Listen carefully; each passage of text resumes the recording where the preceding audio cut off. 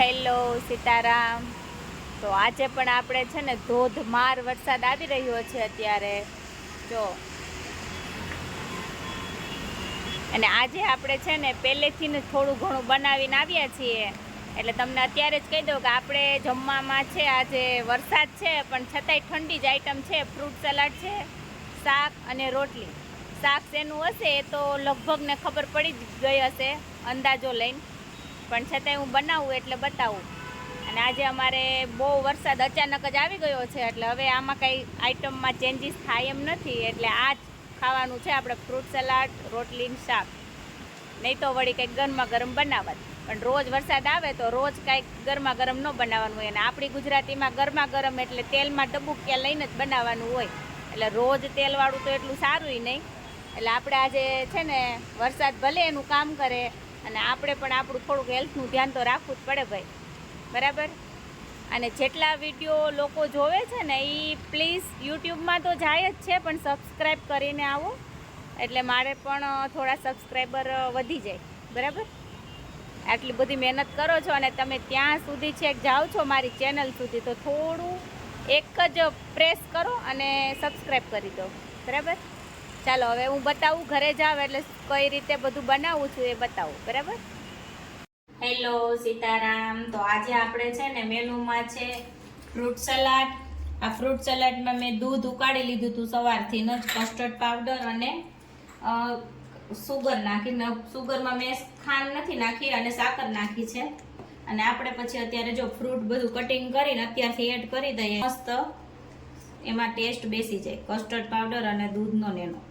એટલે આપણે એમાં લઈ લીધું છે બનાના, સફરજન અને દાડમ. એટલે નાખ્યું છે કે અમારે ખાલી સાંજે જ ખાઈ જવાનું છે, એટલે બાકી દાડમ જો રાખવું હોય ને લોંગ ટાઈમ તો થોડુંક અવોઇડ કરવાનું, બરાબર છે.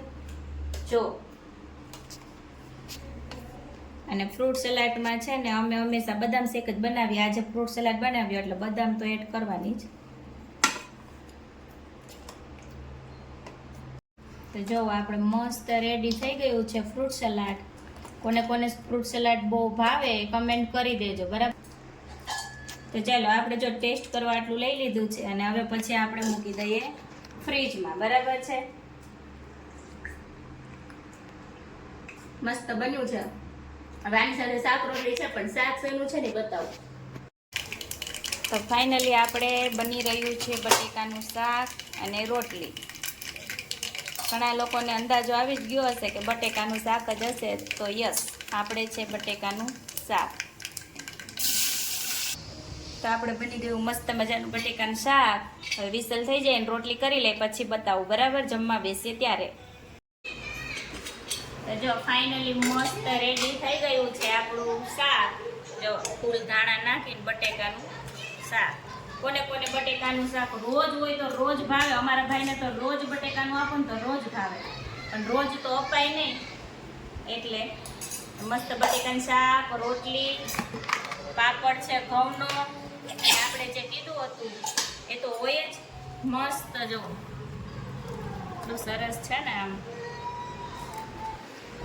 જો તમને પણ આ ફ્રૂટ સલાડનું મન થઈ ગયું હોય ને તો એક વખત ઘરે બનાવી જ લેજો. જો કેટલું મસ્ત છે. વરસાદ તો બહુ જ છે બહાર, પણ હવે આ બની ગયું તો પ્રી પ્લાનિંગ, એટલે આપણે ચેન્જ થાય એમ હતું નહીં કાંઈ. ફ્રૂટ સલાડ અને આ આપણે છે ને આ બધું ડીશોનો વ્યવહાર હોય ને બહુ મજા આવે. કોને કોને ડીશોનો વ્યવહાર મજા આવે ને કમેન્ટ કરજો, કેમ કે એમાં છે ને અલગ અલગ આવે. જો આપણે છે ને થેપલા આવ્યા છે મસ્ત કૂણા કૂણા, દૂધી, ધાણા, મેથી બધું નાખીને. જો થેપલા છે, રોટલી, બટેકાનું શાક, પાપડ અને ફ્રૂટ સલાડ છે. આવી જાઓ કોને કોને આવું મજા આવે જમવામાં એ લોકો, બરાબર. બાય.